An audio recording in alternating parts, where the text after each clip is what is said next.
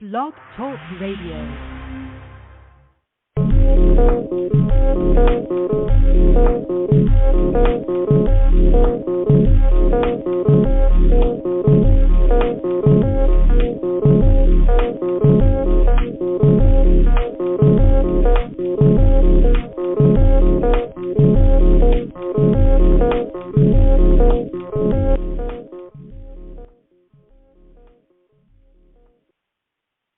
Coming to you from the Blog Talk Radio studio in the heart of Hudson County.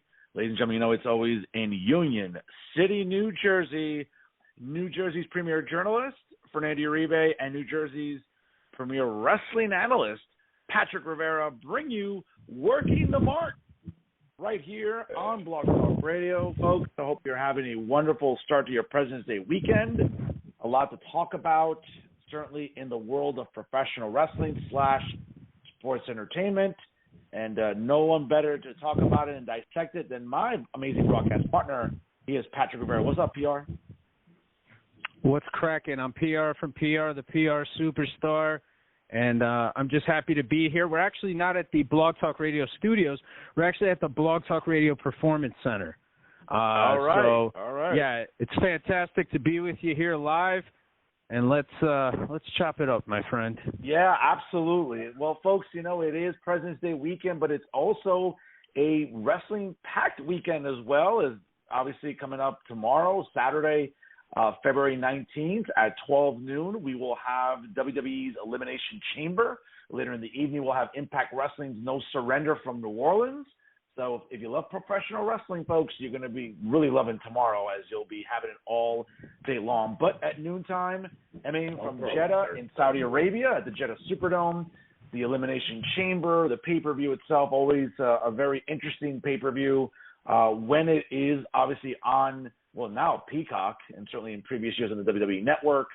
Certainly the Chamber match itself is always interesting. But the card itself, Patrick, is looking pretty nice right now. So we got Rey Mysterio against The Miz, two, seasoned veterans, obviously. I think styles that we've become used to. Who do you like in this match, bro?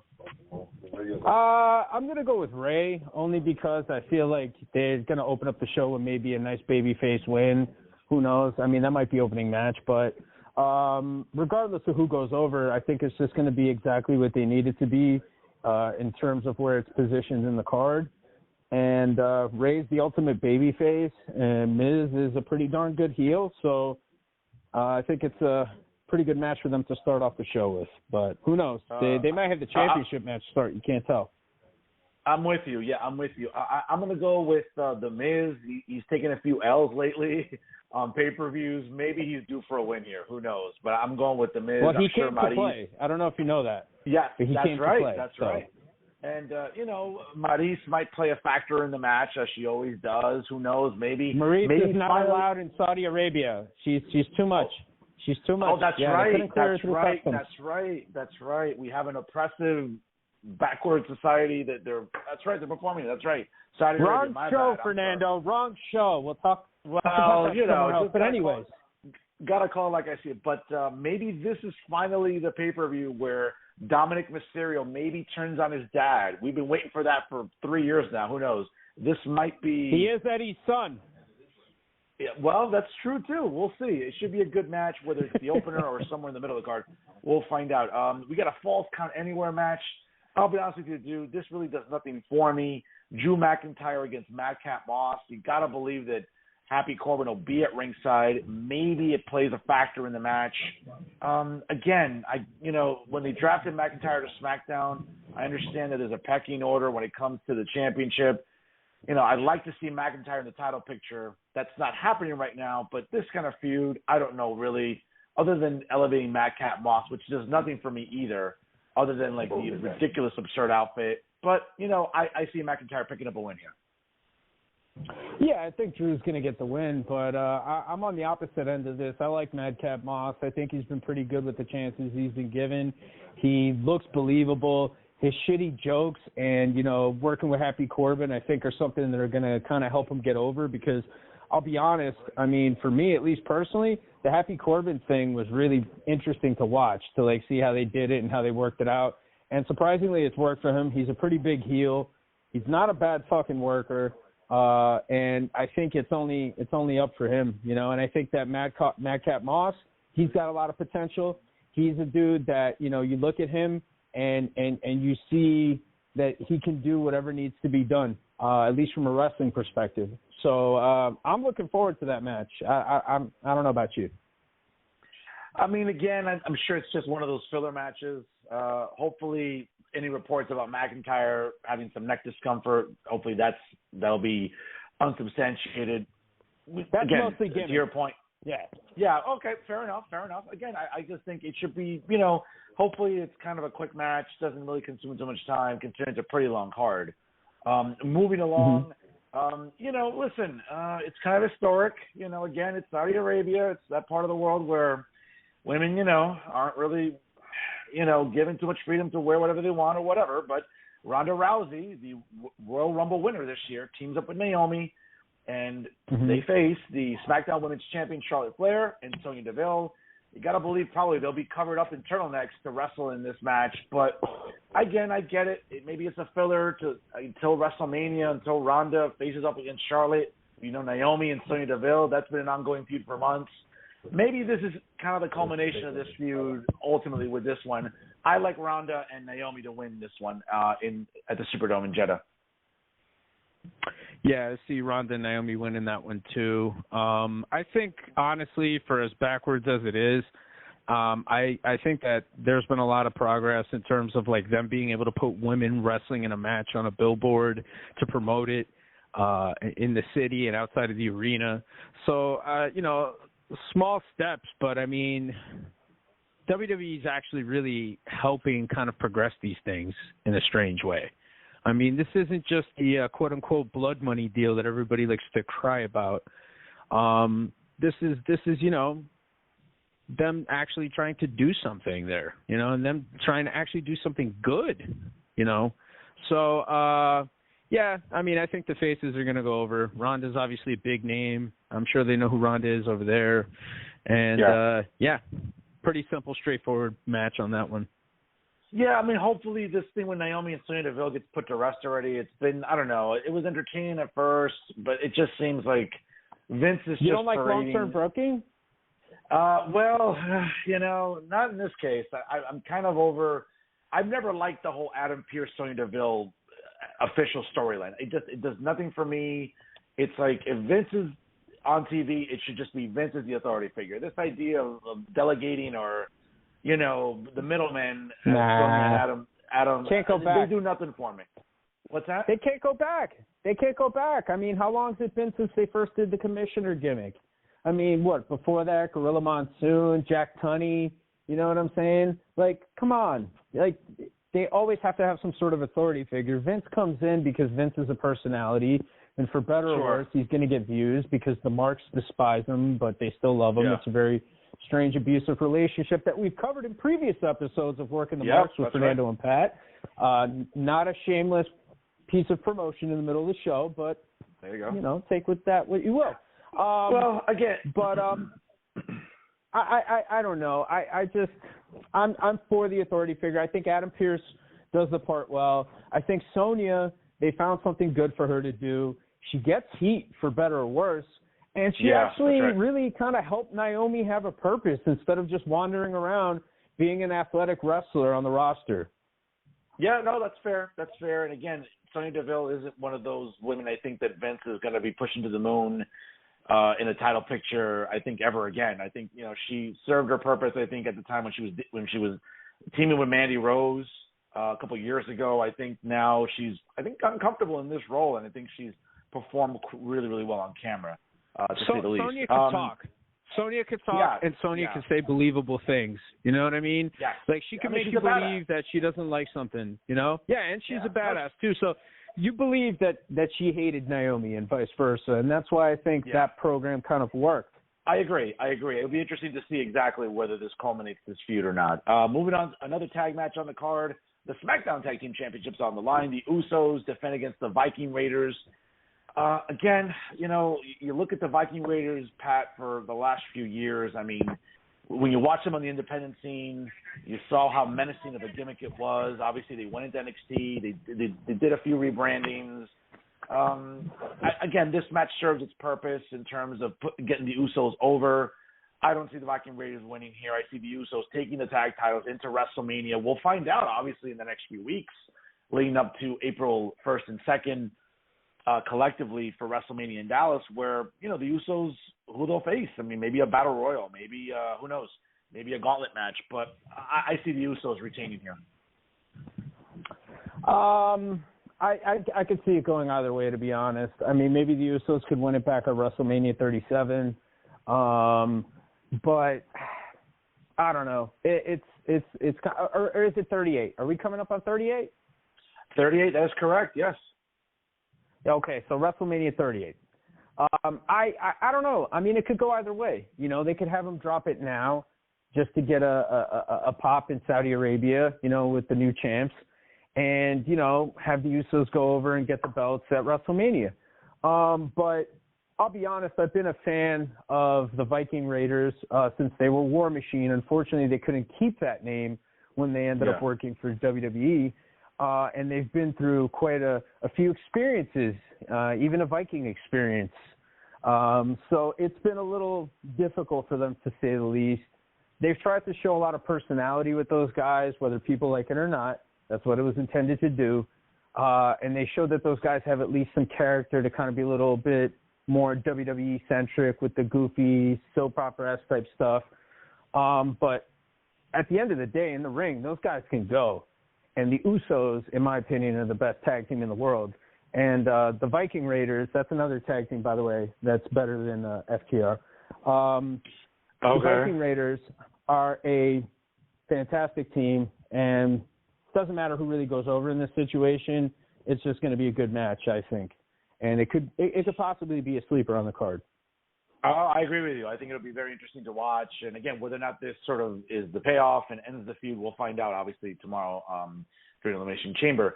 The first of the two chamber matches, the chamber match for the Raw Women's Championship #1 contendership, will consist of Bianca Belair versus Liv Morgan versus Rhea Ripley versus Doudrop versus Nikki ASH. And the new surprise entrant this week, which I was very happy to see, Alexa Bliss. A lot of personalities here. I think a lot of good workers. It should be, again, I think the women's, since they started doing women's chamber matches, I think they've all been entertaining. They've all provided a lot of good highlights. I would argue here it's kind of tough to call because you kind of make the case that, hey, Alexa coming back, maybe they want to throw her back in the title picture. Doudrop was just in the title picture. Liv Morgan, obviously the fans are really getting behind her. Tragically, I'm not a fan of her or gimmick.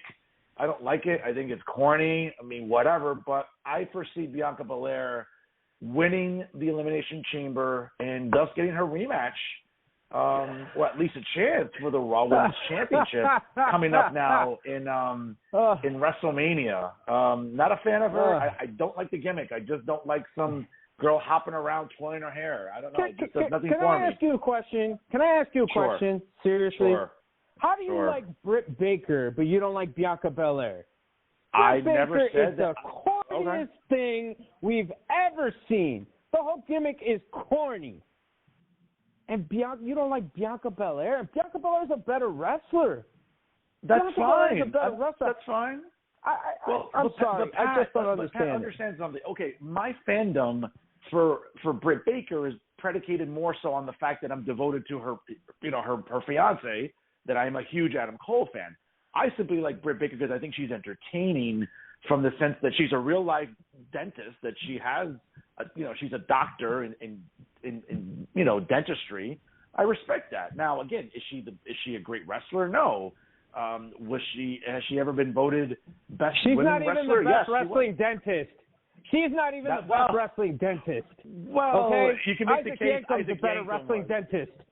Well, I'm not sure about Worker, but but you're right. I mean, listen, I just don't like, and I'm sure people listening will be like, oh, there's Fernando gaslighting or dog whistling. No, if it was a white girl from Kansas marching down the ring, hopping and skipping, twirling her hair, I'd still have a problem with it. It does nothing for me. Now, I can separate the fact that I don't like the gimmick, but Bianca Belair is an incredible athlete. She's come a long way. She's a great worker. She's got a lot better on the microphone. Again, I'm going to give her due. She checks off a lot of boxes in terms of what we're looking for. She's a legitimate athlete. Legitimate athlete. Yeah. Mm-hmm.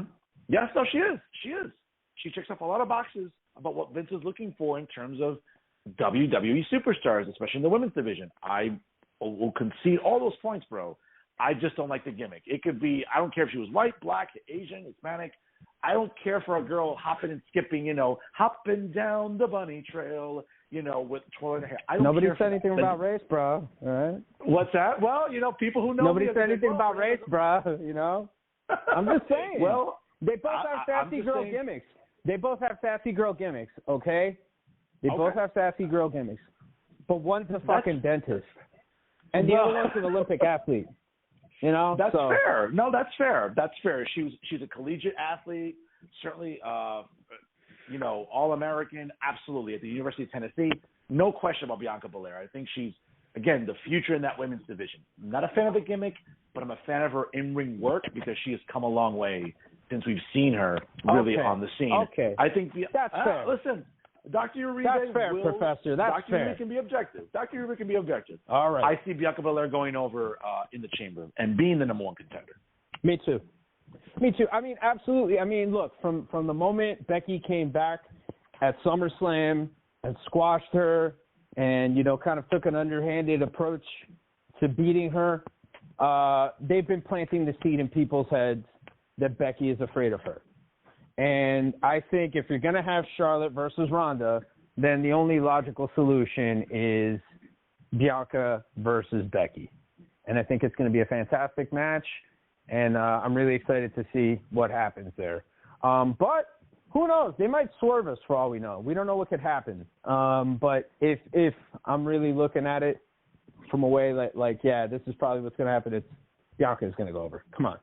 How can't you have that match at WrestleMania? Well, I have to say that because it's going to be in Saudi Arabia, they might have to kind of tuck in their hair. I might just get the delight of my day to make sure she can't twirl it as she goes down the ring front. So, okay, I'm kind of excited about this. She'll have to put her hair in a bun and she can't twirl it. So, maybe may not be so bad for me after all that. She might cornrow it. She might do a million different things with it, but maybe, of course, don't worry about it. But I think she's going to go over. I agree with you. And, of course, obviously her winning the chamber in our predictions sets her up to face the winner of the Raw Women's Championship match, obviously, during the card itself. Becky Lynch, who's had the title since SummerSlam, will be defending against Lita. It's funny about how us fans, the way we sort of react to Vince bringing back legends and Hall of Famers and how we react to them. Lita, certainly a pioneer in the women's division, going back to the mid-2000s with Trish and those classics she had. I'm not really – listen, I think Lita serves a purpose. She's been in multiple women's Royal Rumbles. She always gets a pop. People get nostalgic about Lita. I get it. I think it's a way for a legend to put, again, Becky over. Becky has been the hottest women's wrestler on this planet, arguably since turning on Charlotte Flair at SummerSlam 2018 in Brooklyn. Again, I think Lita will be entertaining. I think it'll tell a great story. Becky, I predict Becky's going to win this. How about you, Pat? Yeah, I think Becky's going to win it. I think it's a great rub for Becky. I think it's them, kind of giving Becky her due as the GOAT of women's wrestling in WWE. And yeah, I mean, it's going to be exactly what it needs to be, and it's going to be a fun match. Lita will do her moonsaults. She'll show her thong and all that good stuff. Who knows? Maybe Jeff Hardy might get rehired and come out for that match. And Matt, I don't know. They might come through the forbidden door if there is a forbidden door anymore. But apparently there is. Becky's going over, which we'll get to later. But maybe. Yeah. We'll see. It should be a good match. Obviously, I think kind of elevating Becky more after being another legend, I think is going to do wonders for Becky's legacy. Now, speaking of old timers that we don't mind seeing, that takes us now to the Universal Championship, to an old timer and a Hall of Famer that I absolutely abhor. I absolutely despise, I absolutely detest. But Vince feels the need to bring out Bill Goldberg. Again, it's supposedly what is his last match of his contract that he just signed a few years ago. He will be challenging Roman Reigns, the number one wrestler in the world, despite what some magazines, publications will tell you. Roman Reigns is the best wrestler in the world right now. He'll be defending against Bill Goldberg, as I like to refer to him. I get it, Pat. It serves a purpose, you know. I mean, only in WWE will a Jewish man get cheered in a Muslim-oriented country. Only leave it up to Vince McMahon to have Goldberg get cheered in Saudi Arabia, where in any other part of the Middle East, anyone who's Jewish would get vilified. I mean, hey, that's the magic of Vince McMahon. Yeah, Vince is the Grand Wizard, the Grand Wizard Oz, not the Grand Wizard, you know, those other people. But I think this is Vince honoring his contract. This is Vince saying, hey, Bill, who do you want to go out to? And Bill saying, I want to put over Roman Reigns. Or try not to injure he won't injure. He won't injure. It's going to be simple. They're going to keep it very simple. They understand what it is, and they're going to put Bill in a position where he puts Roman over. For all we know, Goldberg could win. You never know, man. You never know. God help us. Again, there's always that slight chance for every type of match and booking decision. Well, but I mean, you got to look at it like this: like they didn't give Roman the honor, the quote-unquote honor, of beating Goldberg before when he was supposed to face him at WrestleMania because of everything that ended up happening with COVID and whatnot. So this is their opportunity to make good on that to Bill, to honor their contract with Bill, to finish it out, and to give Roman, another feather under his cap. Well, again, let's hope that this is the last of Bill Goldberg.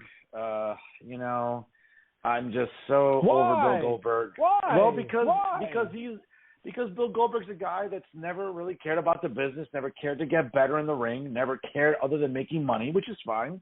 I don't begrudge someone for being a capitalist. I'm probably the biggest capitalist there is out there, and enabler of capitalism and defender of it. But, I mean, listen, I just think that Goldberg's been sloppy forever. He doesn't do anything for me in terms of nostalgia. I get it. It's those T-shirts. It gives Vince an opportunity to drag him out there and for Marks to go crazy and relive the Attitude Era. Where he was booked. Exactly. You got to think about that, man. There's a whole new generation of kids that never lived seeing Bill Goldberg, rise up and be the guy in WCW and all that stuff. So for them, this is prime nostalgia. I mean, whether you like it or not, there's an audience. You know what I'm saying? And everybody likes their trash wrestling. You like your trash wrestling. You're an Adam Cole fan. But I mean, there's a lot of people who like different trash wrestling.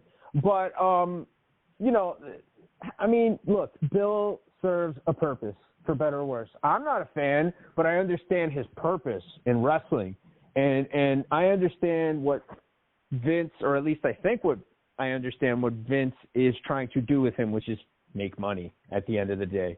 So Vince is honoring the contract, and it's as simple as that. If he comes back and he spears somebody and they do a segment with him, whatever, man. Who cares? You know what I'm saying? Pat, I don't know, man. We've already lived through these god-awful Universal Championship runs of Goldberg, first beating Kevin Owens, then beating The Fiend. It did nothing for anybody other than making Vince money, which is fine. It did nothing for anybody? It did nothing for anybody? Tell that to Vince, who filled the stadium with Brock versus Goldberg as part of their main events. Well, I get that. Because it was for a championship, and it was part of their main events, man. No, I get that. So how did that do nothing for anybody? You might not like it, but you're not meant to like it. That's not for you, though. That's nostalgia for different people. No, I get that. I think more as a fan, I think it's just because we lived during the Attitude Era. We have a pretty fresh recollection in our subconscious about what we liked, what we didn't like. And again, and this is where the Markism in me will come out. I mean, being a devoted fan of Bret the Hitman Hart, Goldberg ended his career prematurely with reckless, irresponsible behavior in the ring. Goldberg never bothered getting better. He never tried. You could tell that he just cared about making money.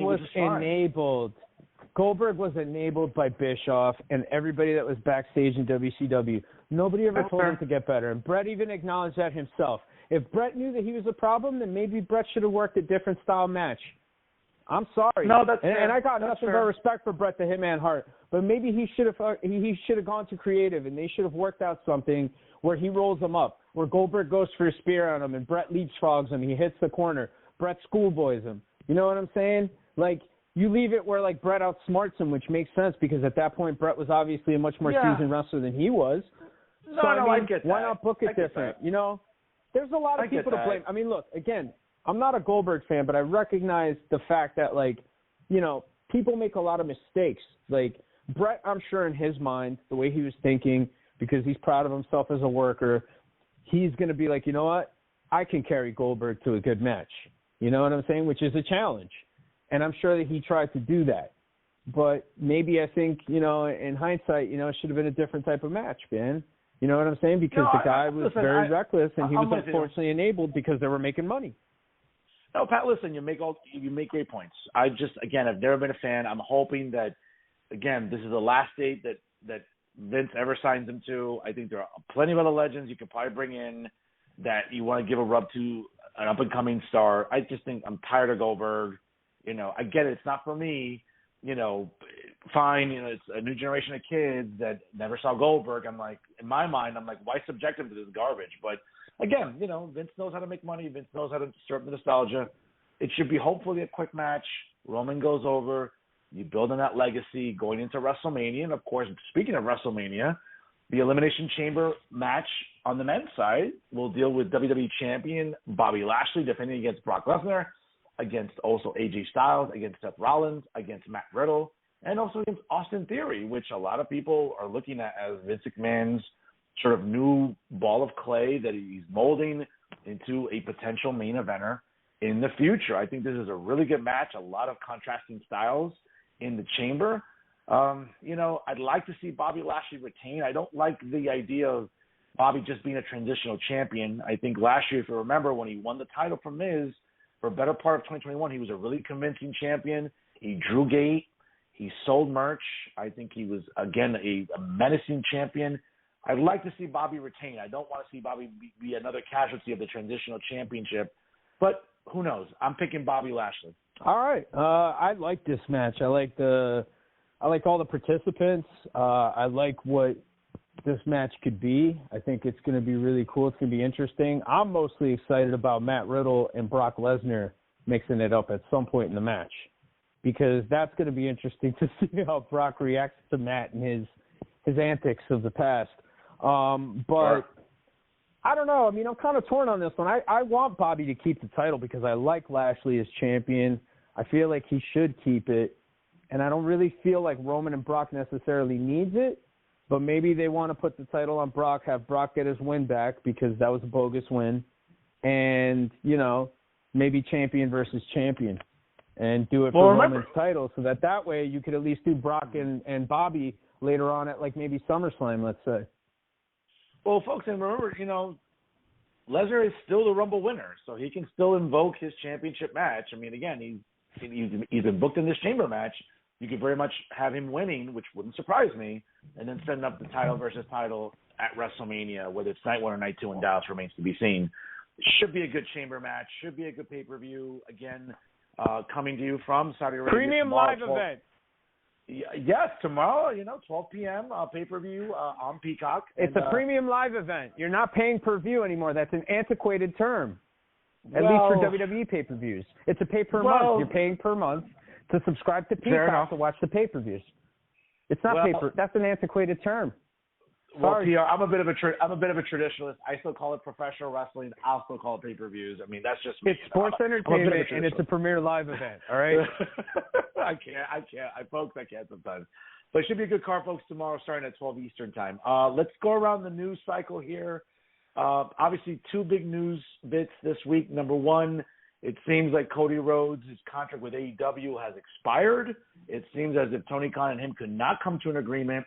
There's been a lot of chatter on the internet, Pat. A lot of different wrestling, quote, journalists have been opining based on their sources. It seems like on one day, Cody's done with AEW.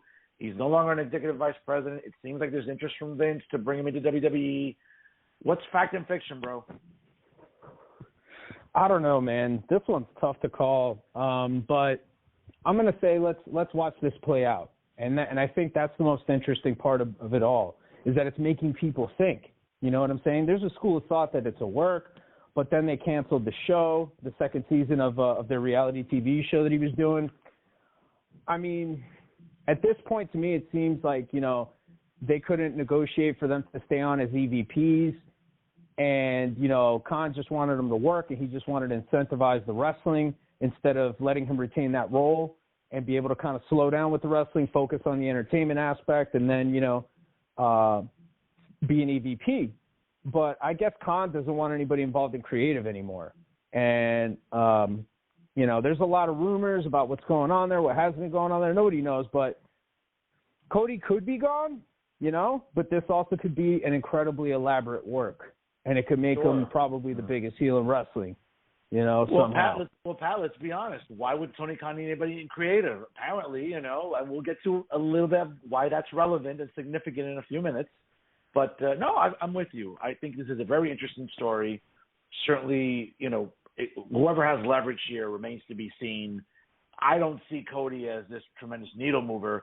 I get it if Vince wants to sign him and have somebody defect from AEW to WWE. I don't think Vince really cares about that. Vince is very secure. Yeah, but they could bring him in hot. They could bring him in hot, man. And they could have him beat up Roman after the title match or something, give him the crossroads. Everybody go nuts. Everybody be like, holy shit, like the forbidden doors open or something, or maybe he signed or who knows what, So, I mean, there's a lot of things that they could do with this. Mm-hmm. And if they do it at the beginning instead of waiting to do it, then, I mean, if you bring him in for a mid-card feud, come on, man, what a waste. Yeah. Especially off all the heat, that he's coming in, former EVP and stuff. But, yeah. Well, I agree, and I think for a lot of marks online, I think ideally, I mean, we talked off the air about this, I think maybe there's a small percentage of marks that at one point it would have been intriguing perhaps if Triple H's health was better, maybe setting up Brandy and Cody against Stephanie and Triple H, there's a small portion of the marks that kind of would like that. I don't think an overwhelming majority of them would, but that was something that I think was looked upon as a dream match. It's not going to be the case, clearly. It seems like Paul Levesque is resting at home, rightfully so. But that's a waste. It seems like that's a waste. Yeah. That's a waste. Even if they could do that, that's a waste. Because like, for what? Bring him in hot. He's coming in from AEW. Come on. You got to do it that way. You got to do it that way. No, I'm with you. Listen, it could be very interesting next couple of weeks to see what happens here, whether it's a work, whether it's legit. We'll find out, obviously. I think it's certainly going to make the road to WrestleMania that much more intriguing. In other news, obviously, people are kind of, I don't know, in an uproar. It's been it's been 19 years since WrestleMania 19 in Seattle. And apparently, if you saw Kevin Owens' promo this week on Raw, obviously where he was kept out of the chamber, he was sort of, making fun of the cities that he was in. He was in, they were in, I can't remember what city they were in last week.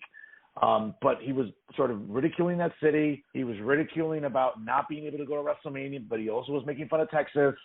And once that promo cut, sure enough, Monday night, you start seeing around the newsfeed that Vince McMahon apparently is talking to Stone Cold Steve Austin. He hasn't wrestled a match in 19 years. Clearly, you want to sell out WrestleMania 38, both nights in Dallas, Texas. The facility holds 100,000 seats plus. Hey, what better way to really galvanize people than to see a Dallas boy like Stone Cold Steve Austin come out of retirement for a match with Kevin Owens? Obviously, maybe not a traditional wrestling match, maybe a gimmick. That rumor's been running rampant, bro. I don't know. What are you hearing? What? What? I don't know, man. I mean, I think they're going to go full-blown Texas mode with this show. They're going to have Taker. They're going to have Shawn. They're going to have Steve. I mean, they might even have George W. Bush be like guest referee or something, or like enforcer on the outside or something. I don't know what they're going to do. Alex Jones will be the timekeeper, maybe. Yeah, Troy Aikman's going to show up there. They're going to be like, is that Jay-Z? No, it's Troy Aikman. Oh, my God, Troy Aikman's here. And I don't know, he'll get a concussion or something. But I think they're going full-blown Texas mode. I mean, I wouldn't be surprised if Steve comes out, does a little bit more than a little thing with Kevin Owens, and, you know, that'll be cool. And I'm sure Kevin will be really happy about that, because who wouldn't be happy to work with Steve Austin? And listen, let's be honest about Steve. I mean, it's been 19 years since that classic against The Rock in Seattle at WrestleMania 19. He's still in great shape. You can tell he still works out. He's still very active. You know, not doing really movie roles anymore. You've pretty much been, you know, concentrating on the Broken Skull Sessions podcast with WWE. Obviously, the Broken Skull Sessions overall. Again, he's 57 years old. He's still in great shape. I think, you know, I'm sure Vince and him have been talking. Obviously, the rumors are running rampant from reliable sources, not Uncle Dave, not Brian Alvarez, not some of the others, but, you know, legitimate sources like Wade Keller with, you know, PW Torch and others. This might, you know, where there's smoke, there's fire. I'd love to see Steve Austin. I've seen him in person wrestling. It'd be great to see him on the big stage one more time. I'm sure there'll be some sort of brief match, bro. Maybe a street fight, maybe a Texas death match, you know, in Texas for once. I don't know. I doubt it'll be death, obviously, but it'll be, talk about nostalgia, man. That will just blow the roof of Cowboy Stadium in Arlington, Texas, bro. Well, I think Steve's going to show up. What? And I think he's going to drink a beer. What? I think he's going to drink another beer. What? I think he's going to drink another beer. What? I think he's going to drink another beer. What? I think he's going to give a stunner. What? I think he's going to stomp a mud hole. What? I think he's going to walk a drive. What? And that's What? the bottom line, because Patrick Rivera said so. All There right? you go. Listen, it's something to keep an eye out for, man. The news cycle has been crazy the last 5 days. Anything else, man, you've been keeping your eye on in the news cycle? Nah, nothing really. I mean, there's been the talk of the Shawn AJ match. That's what people have been talking about lately. I don't know, man. I wouldn't say no, you know what I'm saying? But I think if anybody could work with Shawn and, like, get something good out of him at this age, you know, but then again, I never doubt Shawn. But, like, at this age, I would say it's AJ. And that would be interesting. And you know what? Fuck it. Japan does it all the time. They roll out, like, Muda. I mean, Shawn's just as big, you know, if not bigger than Muda. So why not? You know, it'd be good to see the GOAT one more time. I mean, I think nobody had a better second half of their career than Shawn. You know, Shawn, right. when he came back, he was in big stuff. So, yeah, why not, man? I think it'd be cool, and I think AJ would like it too.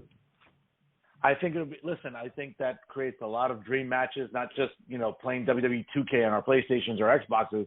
I mean, we can really, really see this unfold in real life, and I think that's going to be a plus for wrestling fans, especially for, you know, selling tickets and marketing WrestleMania. As you said, it could be an all Texas show, and you know what? Imagine this. Shawn tuning up the band in the corner, stomping, goes for the kick. AJ catches his leg, Styles Clash. You know what I'm saying? Cool stuff like that. Or AJ going for the forearm, missing Shawn's super kick. Bam.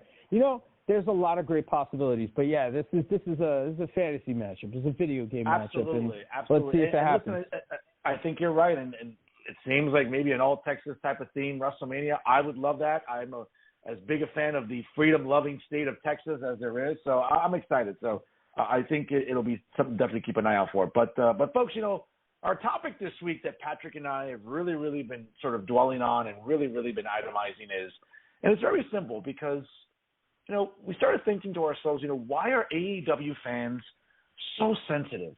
And you could see it on the dirt sheets. You could see it on social media, especially on social media, where it seems like there's a large portion of AEW fans, ladies and gentlemen, that get easily triggered. They don't like a critique of their brand of wrestling that they love. It seems like they get very fickle about any sort of backlash that's levied on Tony Khan and his style of booking and the presentation of all the wrestling. I got to tell you, Patrick, I mean, listen, I love pro wrestling. I watch everything. You know, I'll be watching, you know, Elimination Chamber tomorrow and Impact Wrestling's No Surrender later on in the evening. I'm going to the Impact show in Philadelphia later in March. I watch NWA. I'll be watching, obviously, other shows, you know, and I love pro wrestling. There's a niche audience for everybody. But it's really funny, though, when you see online especially, AEW fans get so triggered when it comes to how they're viewed, and how, at the end of the day, Vince McMahon has gotten it right more times he's gotten it wrong for almost half a century. And I get it, AEW is still in its infancy, but they still keep doing a lot of things wrong on television, in booking, in presentation. And it just seems, it's crazy to me that AEW fans get so sensitive when either podcast hosts, whether from Jim Cornette to Conan and Disco Inferno to others that, hey, they're just trying to be objective, but it comes off as critical.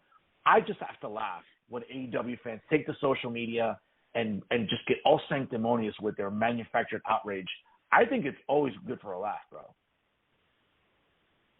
Well, I mean, look, I understand that, this is a niche audience. This is the Dave Meltzer Wrestling Observer newsletter audience.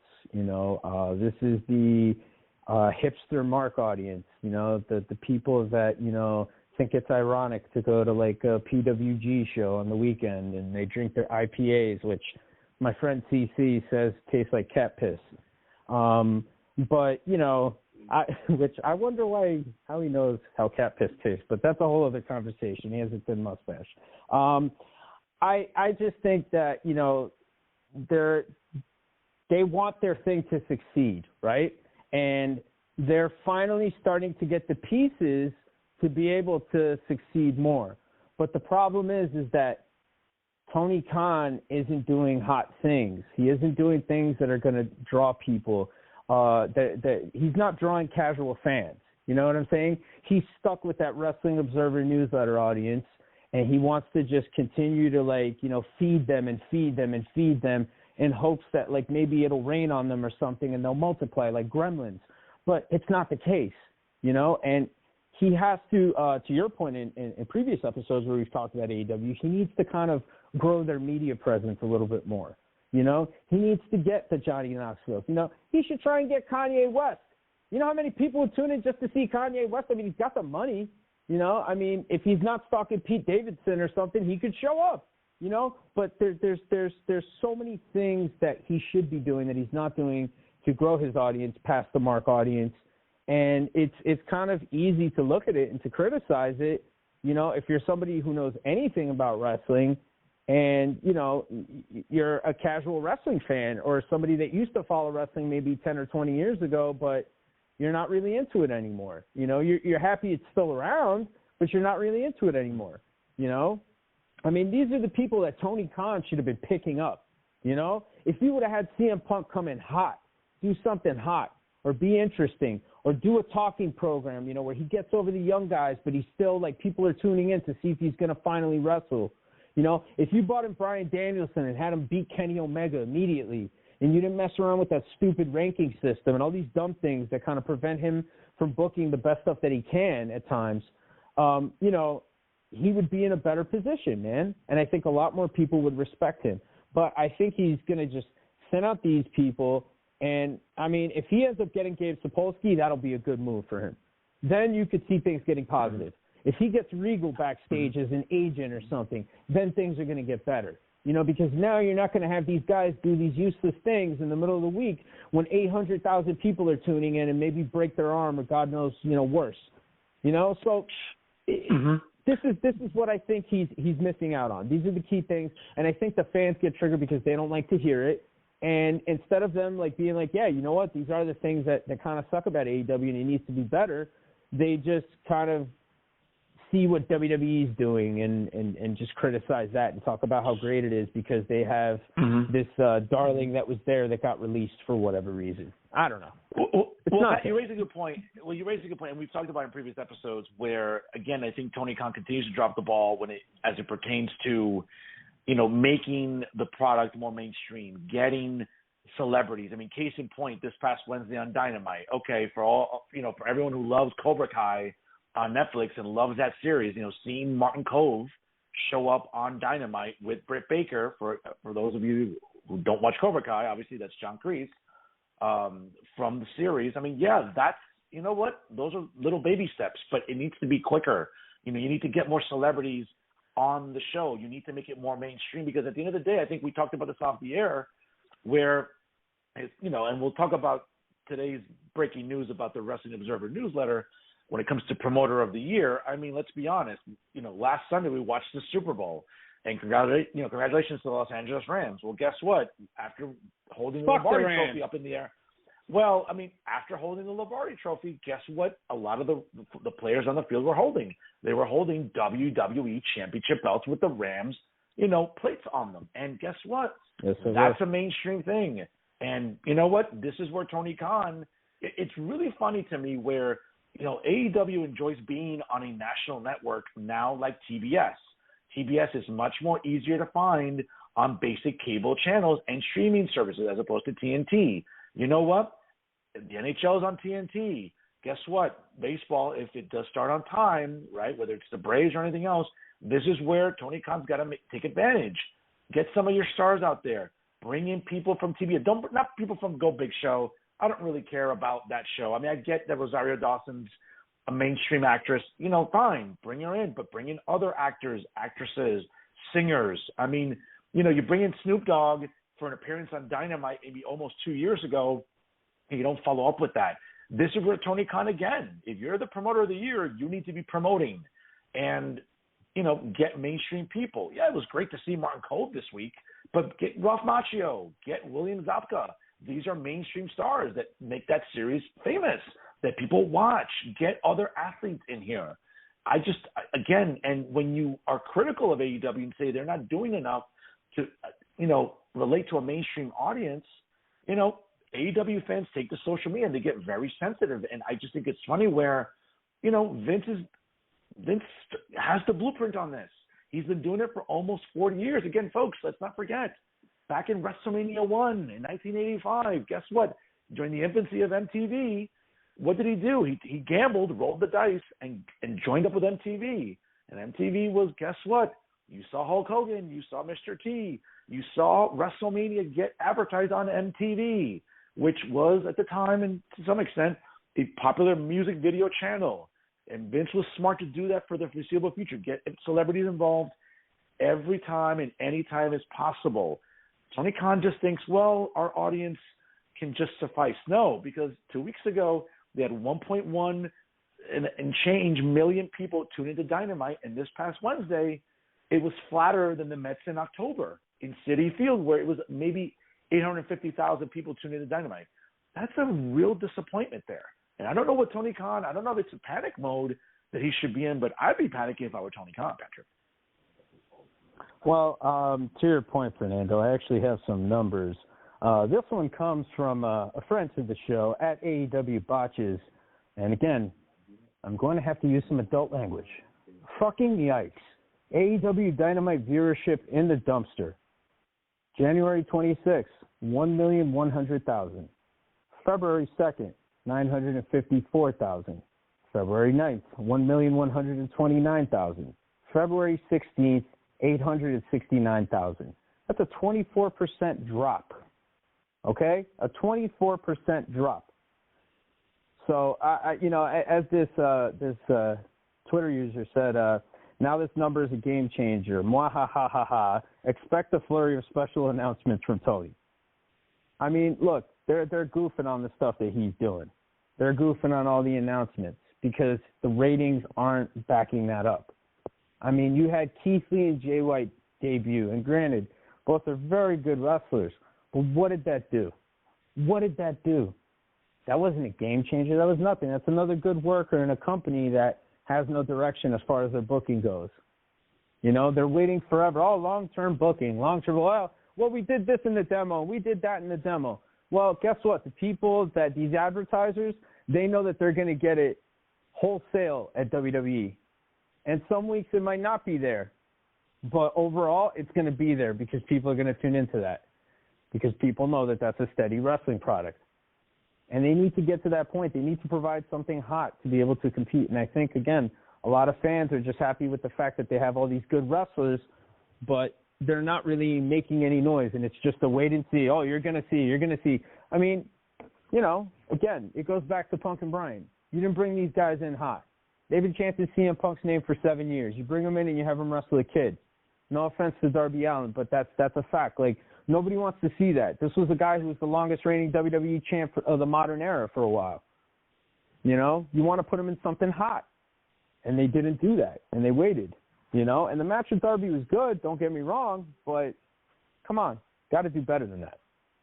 I agree. And the fact that when people take to social media and voice these opinions, a lot of AEW fans, and you even see whether it's fans themselves on Twitter, on Instagram, on Facebook, on TikTok, you know, it's one thing where they get sensitive, but we know the AEW apologists, right, which kind of helps us segue a little bit now to perhaps one of the most egregious, you know, self-grandizing we'll ever see. Obviously, it's February. So that means it's time for the Wrestling Observer Awards. And it's unfortunate where it's not just fans that enable this behavior, but it's also the AEW apologists. And certainly we know who the prime suspects are, Patrick. We know it's Uncle Dave Meltzer, it's Brian Alvarez, it's everybody else that's associated with the Wrestling Observer newsletter.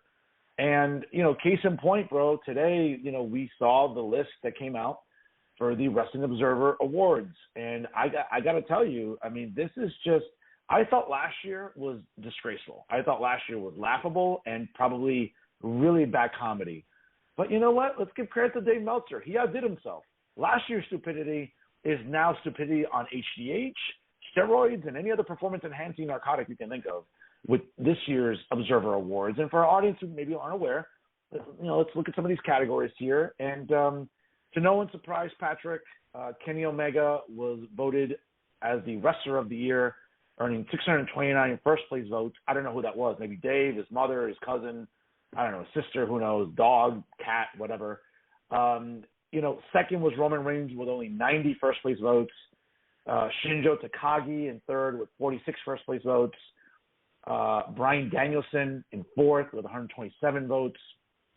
Utami Hayashishita with 134 first-place votes. CM Punk with 24 first-place votes in sixth. Sayuri coming up in seventh with 21 first-place votes. Hangman Adam Page, the reigning defending AEW champion, with 11 votes.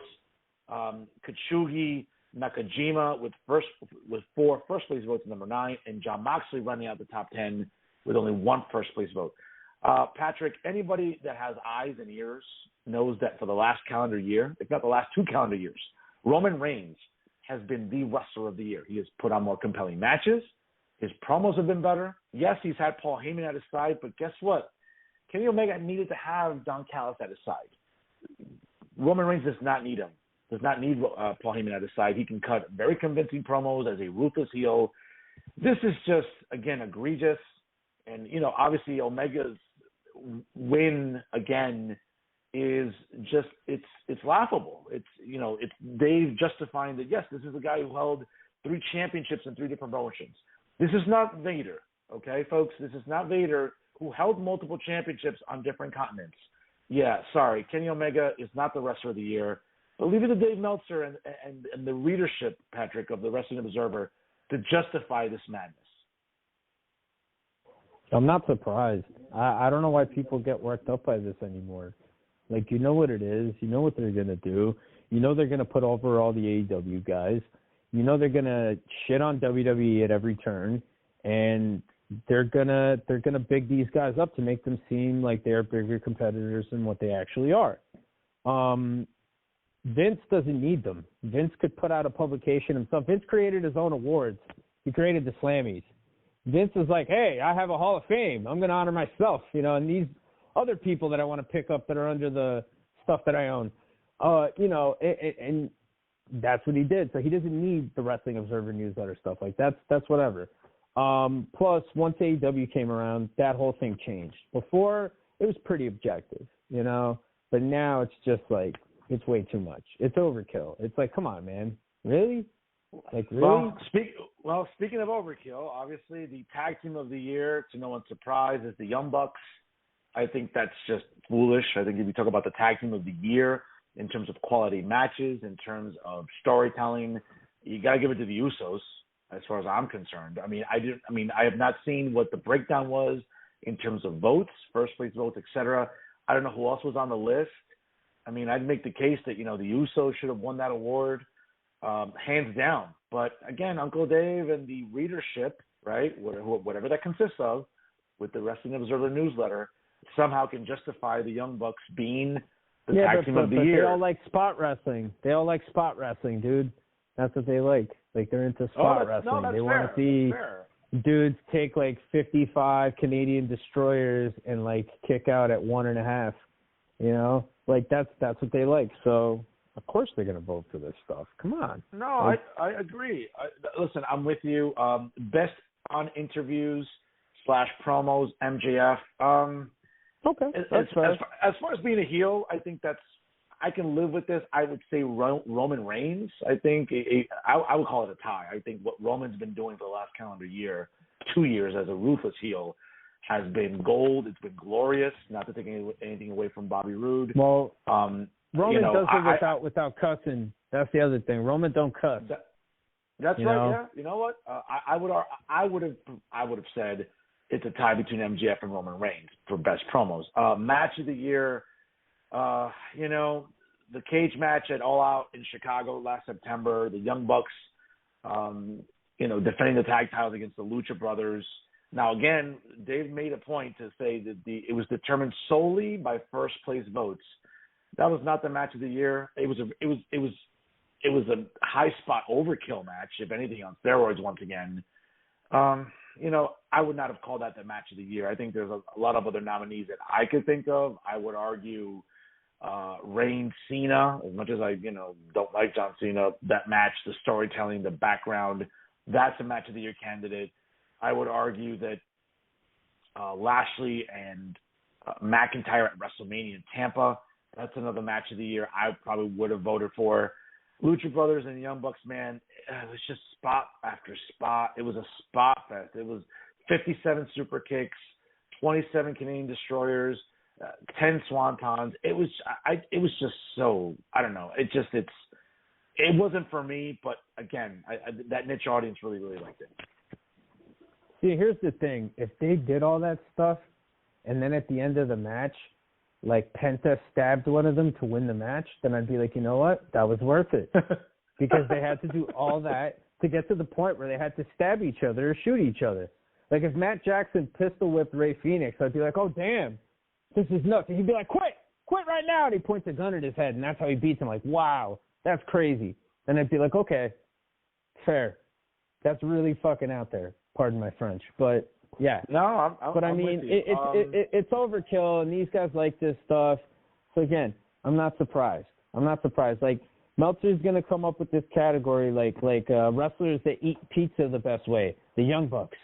Like, wrestlers that hold a pencil the best, the Young Bucks.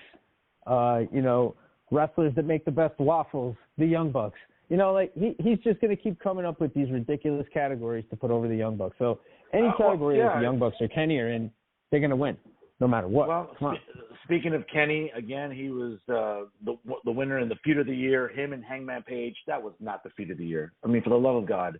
I mean, it was a short program to get the belt on Hangman. I get it. He came back after a paternity leave, essentially, won the ladder match. And okay, fine. He challenged Hangman. That was not the feud of the year. I could think of a lot of other feuds. Again, Cena and Reigns, that build-up. Lesnar and Reigns.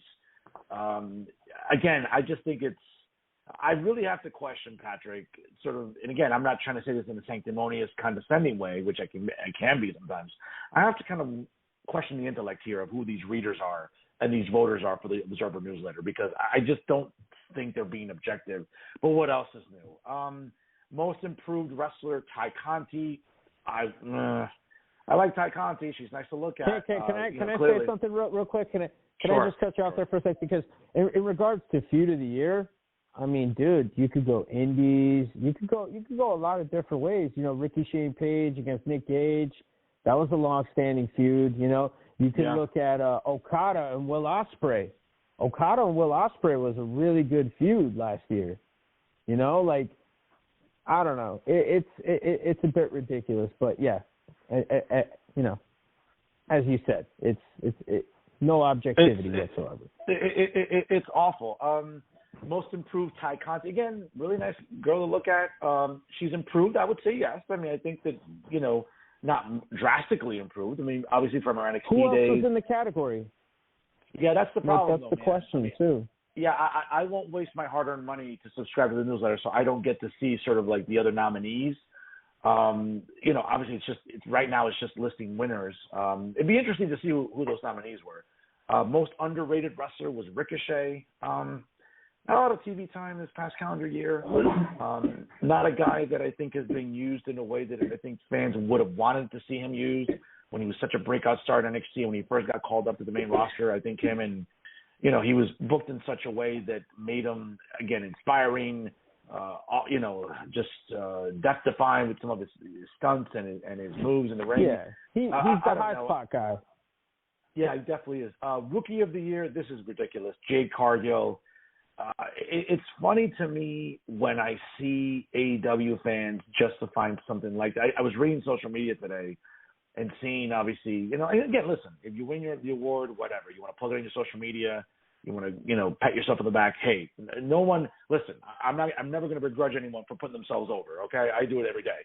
So I'm not going to do that. But if we're being fair about Rookie of the Year, I mean, we can kind of make the case that, there's probably other wrestlers that fit that build. I think Jade Cargill's, she's still very green. I think they're booking her in a very dominant way.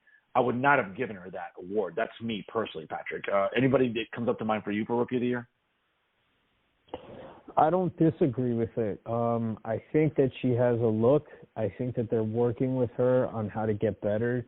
She's incredibly green, but she's the only other thing that they can do right now, or she's the only thing really that they can do that isn't Britt Baker to try and make something of like their own thing. You know what I mean? Like not have to hire a WWE chick or another chick, because I mean, look at Ruby Soho. That chick came over there. She's a really good worker, and they just had her job the entire time. And now she's just kind of like, meh, another person on the roster. So no, in terms of people really that they could grow, look, I'm not against it. I'm not against it because I see it.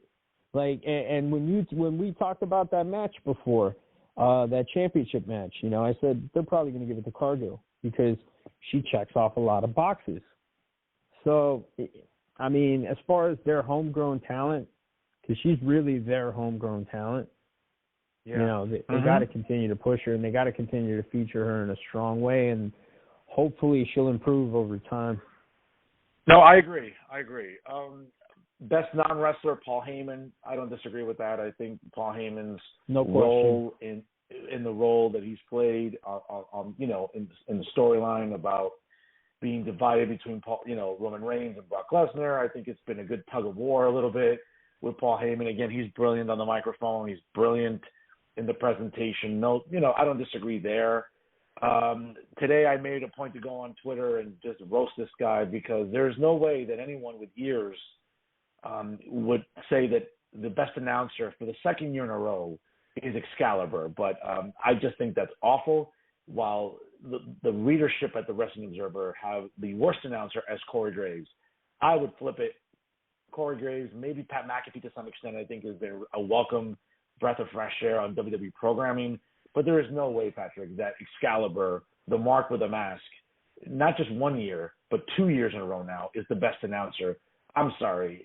It makes me question, again, the intelligence quotient of AEW fans and the Observer readership, because there's no way this guy's a good announcer at all.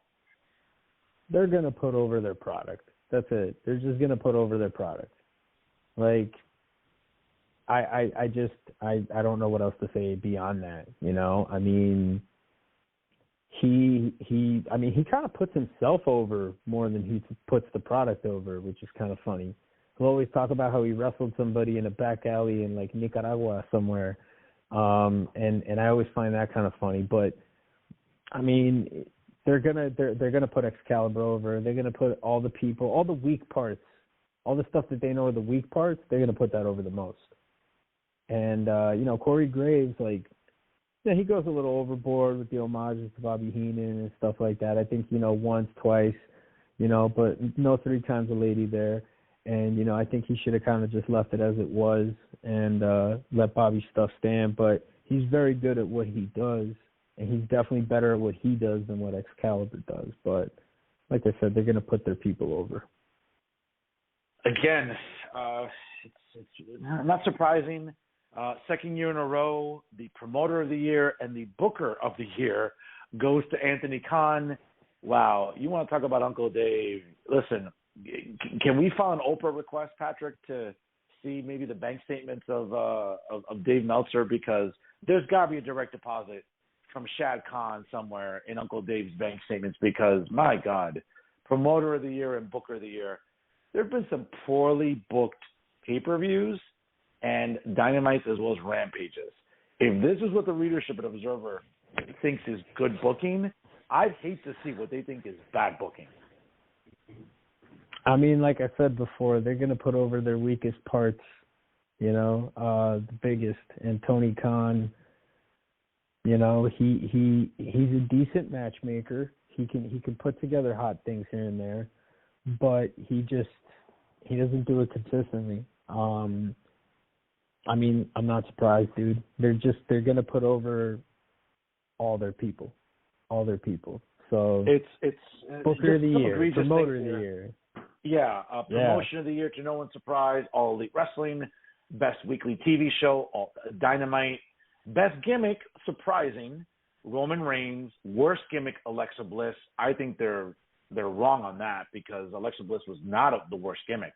If we're going to talk about the worst gimmick, I would argue probably anything the Bucks did last year, anything they did, whether it's their outfits, whether it's their promos, that was the worst. Alexa Bliss, say what you want, sold merch, was compelling as a demonic character, as a spinoff from The Fiend. And, Vince likes her. Vince knew that this is going to be compelling. And, again, it shows the character development that Alexa Bliss can enable. She's been that babyface. She's been that ruthless heel. Now you can play that demonic, Linda Blair / exorcist / possessed type of character. I think that's a bad choice by the readership. But what else is new? Best Pro Wrestling Book, Mox by John Moxley. I haven't had a chance to read it. I'm not really going to have an objection. Yeah, to that, I've heard nothing but positive things from everybody that's read it. So. Best Pro Wrestling Documentary, Dark Side of the Ring with Brian Pillman. I think that was one of the better episodes, probably one of the highest rated episodes of Dark Side of the Ring, which I love as a series. Again, I'm a fan of pro wrestling. Yeah. I lived through a lot of what they document. I think it would have been nice to see Brian Pillman Jr. kind of build up the momentum about the name of his father, and maybe kind of, have him in more high-profile matches and segments. That hasn't worked out for Brian Pillman Jr. Again, he's still young. He's still very green. Let's find out. Best Wrestling Maneuver, Hangman Adam Page's Buckshot Lariat. I disagree. It's either Roman Reigns, it's either Bobby Lashley, it's either Lesnar with the F5. It's, take your pick, but it's not the Lariat. Again, no disrespect to the AEW champion, but it's not the Lariat. Worst television show, WWE Raw. Again, this is the pure bias of the readership of the Observer, Patrick. Yeah, of course. I mean, is it great? No. Is it the worst? Come on. I mean, let's get real. But some other categories here. I'm not going to go through all of them, ladies and gentlemen, but one that really caught my eye for the second year in a row, the most disgusting promotional tactic, according to the readership of the Wrestling Observer, WWE firing wrestlers during a pandemic while setting record profits. Pat, I mean, really, I would love to see what the second one was. That's the most disgusting promotional tactic. That's a category. How long has that category been around? Good question. Did Ric Flair like win that sometime? I don't know. For maybe sending pictures to Macho Man of Miss Elizabeth and him. Did he win it for that? I mean, how long has that been around? Like, if that hasn't been around like for a long time, bro, that's specifically a category to shit on WWE. Absolutely. Anybody knows that. Anybody knows that. Absolutely. A Bruiser Brody Memorial Award for Best Brawler, John Moxley. Don't disagree. I think that, maybe Eddie Kingston. Again, we don't know what the nominees were per se or what the list was, but, no argument about John Moxley. Best High-Flying Wrestler, Ray Phoenix. I disagree. I think, when you think about either Will one of the Ospreay. Usos, Will Ospreay, either one of the Usos, I would say is probably better than Rey Fenix. I think that's just a high spot wrestler, but that's me. U.S. and Canada MVPs, Kenny Omega, disagree. It's got to be Roman Reigns. Globally, it's Roman Reigns. But Japanese MVP, Shingo Takagi, don't disagree there, Patrick. I know you're more of a New Japan enthusiast and Okada. aficionado. Yeah, Okada. Okay, very good. Mexican MVP, El Hijo de Vikingo. Again, I'm not going to say much about that. Europe, the European MVP, Will Ospreay. I don't disagree with that. I think that's a good pick. Yeah. Non-heavyweight MVP, Darby Allin. Jesus, I mean, this guy's going to be dead before he's 30 with the punishment he's putting his body through. I wouldn't call him the non-heavyweight MVP, Patrick. I mean, I don't know who else you could really throw it on, to be honest. I can't really think of anybody that's a much smaller wrestler like that. That isn't, either a woman, or a child. We can't base this on age because I would still say that it's still Rey Mysterio. I mean, yeah. Could it technically be a junior heavyweight champion? Could it technically be like it's a maybe a Takahashi or something? Could it be somebody like that? MVP? Well, it's a non-heavyweight MVP. I would say that even 30 years later, it's still Rey Mysterio. Category and a nonsense award. So. Women's wrestling MVP, Utami Hashishida. I don't disagree. I think she's had a good body of work for the last calendar year. These are these aside from the other egregious ones. Best box office draw, Patrick, is CM Punk. I'm sorry. Hold on a second. CM Punk is the best box office draw in the universe where Brock Lesnar exists. CM Punk is the best box office draw. Are we talking about a 5 or 6? Is that what we're talking about? I think maybe it's the metaverse, maybe it's the multiverse, maybe it's an alternate universe where, again, Brock Lesnar, Roman Reigns do not exist. I think this is Bad just... Bunny? Does Bad Bunny exist? Because Bad Bunny is a bigger box office draw than CM Punk. Absolutely. Again, Patrick, it takes us back to the segment itself, to sort of the thesis of what we're talking about today is the fact that I think AEW fans and, their fandom is enabled by these awful publications, whether it's, and again, I don't want to defecate on Pro Wrestling Illustrated. It's a magazine I grew up reading. I still respect to some extent, but whether it's PWI, but now the Observer newsletter. The problem is it's these publications, it's these awards that are enabling AEW fans to be honest, to think that their product is better than it really is, and it's not. Yeah. And I think that stinks of lacking self-awareness and just being oblivious. And I think this is what the Observer newsletter really, really empowers. I mean, obviously, Beck's most charismatic wrestler of 2021, CM Punk. That's not even close, man. It's either Roman Reigns, it's Bobby Lashley, let's be honest. And again, give an assist to MVP helping them with this, but it's not CM Punk, okay? It's not – I'm sorry. Again, it's these awards, bro, these awards enable this sort of lack of self-awareness. And I think, unfortunately, that permeates into why AEW fans are developing this reputation online as being fickle, as being easily triggered, and being overly sensitive. I think, again, these Observer awards do an immense disservice to the fandom in AEW. Yeah, I mean, it's like I said. I mean, for me, I'm going to argue. I'll go against what you're saying in this case, and I'll say that it's actually good business for them because they have an audience that's going to keep them alive. So they got to keep those people happy because, let's be honest, the people that are mainstream aren't going to go and buy those magazines. They're not going to go and get that, But there's marks out there that'll collect those posters of Kenny Omega, in the centerfold and all that stuff and put it on their wall. And, there's people that'll do that still. So I think they're doing good business by picking up all those sore marks that don't want to watch Vince anymore. It's really astonishing to me that, again, you know, people are going to read this. We know why Meltzer publishes it. He wants the clickbait. He wants the heat. He wants people like you and I doing podcasts talking about it. He wants Cornette to talk about it. He wants Conan and Disco Inferno to talk about it. He wants Wade Keller to talk about it. He wants, obviously, Conrad along with not Bruce Pritchard, but Bischoff. I think it's going to be very interesting in the next 48 hours what the reaction is going to be online about this, Patrick. I think people are going to. It's going to be hilarious. Yeah. I think it's going to be. I can't wait to listen to Cornette. I can't wait to listen to Bischoff. I think it's a microcosm, bro, of a serious problem that exists within the pro wrestling spectrum, specifically when it comes to AEW and its fans, where they just don't seem to have self-awareness. Now, I'm not saying this to be mean-spirited or condescending, but that's what the body of work is telling you, and that's what the viral reception is online, Patrick. Yeah. I don't know. I think that they're just pumping up their thing.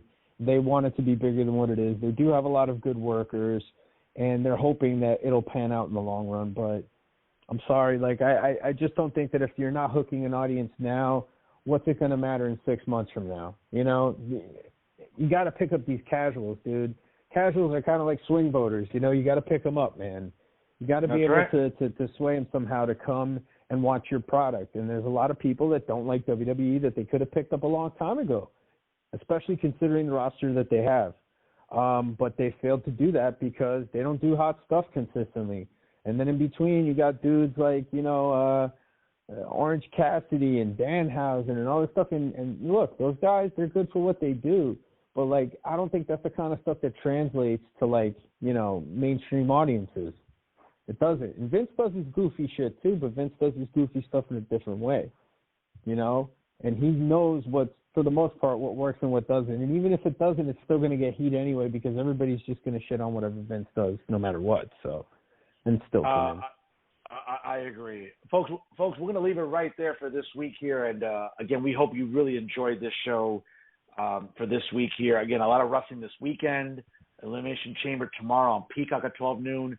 Impact Wrestling's No Surrender tomorrow night on Impact Plus. Obviously, the road to WrestleMania continues. Certainly, we're going to keep covering this and all the big news stories coming up as we'll bring you our next episode in March. Before we go, folks, again, if you want to write to the show, hey, drop us an email at our inbox, workingthemarks@gmail.com. Once again, workingthemarks, all one word, @gmail.com. Don't forget to follow us on Instagram at working_the_marks. And also make sure you check us out on Twitter at working_marks. And folks, listen, share today's episode on your social media. Sharing is caring, folks. Tell everyone you know about your favorite wrestling podcast here in New Jersey. And certainly, again, our listenership is growing. And it's only possible with you, our loyal listening audience. So please do your part. Share it this weekend. Obviously, a lot of you are off for the long weekend for President's Day. Take a listen. Share it on your social media links and show your support for Working the Marks. Patrick, any closing words here, brother, as we approach Elimination Chamber weekend? I just want to say to everybody, you know, check out the child actors on Instagram. Yeah, can't wait to be back with another show. And can't wait to talk about some wrestling a little bit more. But in the meantime, you people keep checking it out.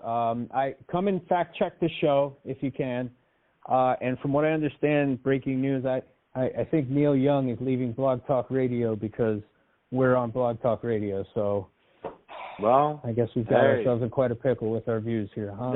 That's right. You know, listen, we're just out there doing God's work, ladies and gentlemen, and telling you what we would say is the best take. But fact check us. Professional wrestling. That's right. Fact check us whenever you can. And let us know what you like about the show, what you don't like. Again, folks, reach out to us on social media, on our inbox. We'd love to hear from you. Again, it's because of you fans this show is indeed possible. So, folks, again, enjoy President's Day weekend. Enjoy the great weekend of wrestling.